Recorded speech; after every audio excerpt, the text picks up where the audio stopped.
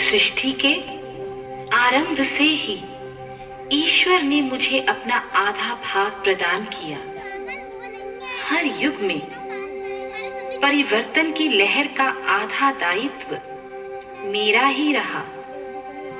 सतयुग, त्रेता, द्वापर, कलयुग सब साक्षी हैं मेरी इस अमर गाथा के। मैं सृजेता हूँ, मैं संहारक भी हूँ, मैं परिवर्तन की मशाल हूँ। मानव ने मेरी गरिमा, मेरी मर्यादा पर जब जब भी प्रहार किया, मैंने उसका प्रतिकार कर समाज को ही बदल डाला। और आज मैं अपने विभिन्न रूपों से संसार को परिचित करवाना चाहती हूँ। करुणा और वात्सल्य से परिपूर्ण समाज के सुनिर्माण की आधारशिला रखने में सामर्थ्यशील मेरा व्यापक स्वरूप माँ। आइए मार्गदर्शन हेतु इस घटना पर दृष्टिपात करें और एक उन्नत, सुसंस्कृत, सुखी व शांत संसार के निर्माण के सूत्रधार बने।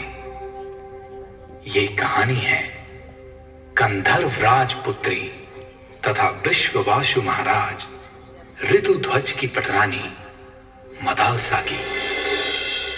देखिए, सुनिए वह स्वर जो मदालसा अपनी संतान को सुना रही है।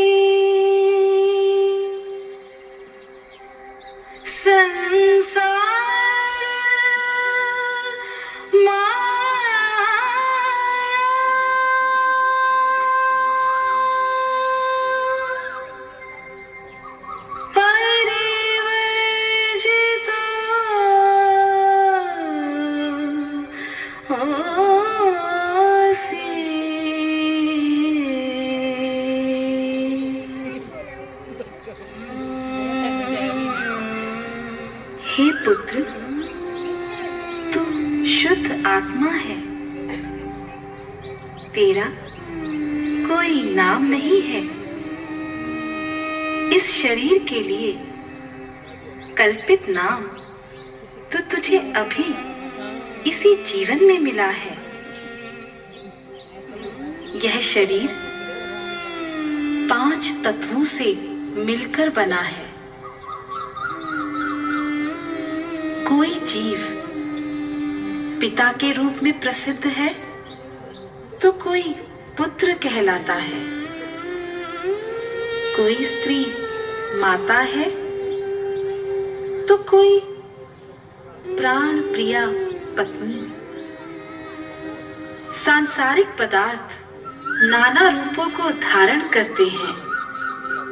इन्हें इस प्रकार जीवन के सत्य को जान मदालसा की प्रथम 2 संतानों ने संन्यास धारण किया और अब तीसरी संतान भी ऐसी ही श्रेष्ठ शिक्षा प्राप्त कर अपने पिता से आज्ञा लेने पहुंची।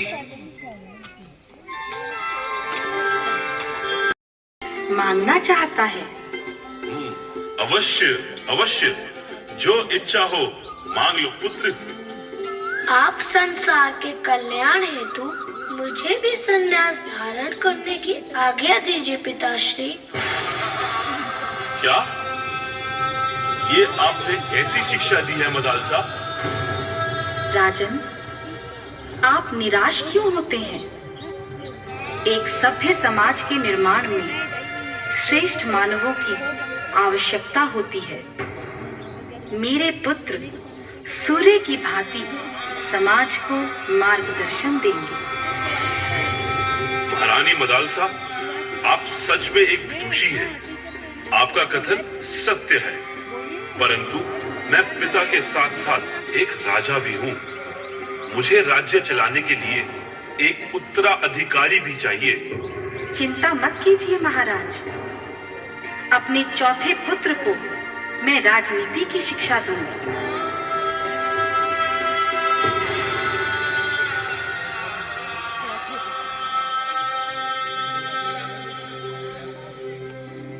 हे पुत्र, तू धन्य है। तू शत्रु रहित होकर अकेला ही चिरकाल तक इस पृथ्वी का पालन करना, अपने हृदय में सदा दूसरों की भलाई का ध्यान रखना और पराई स्त्रियों की ओर अपने मन को कभी न जाने देना। अपने मन में सदा ईश्वर का चिंतन करना और अपने अंतःकरण के काम, क्रोध इत्यादि शत्रुओं को जीतना, विपत्ति के समुद्र में पड़े लोगों का उद्धार करना, तुम एक श्रेष्ठ राजा बनना।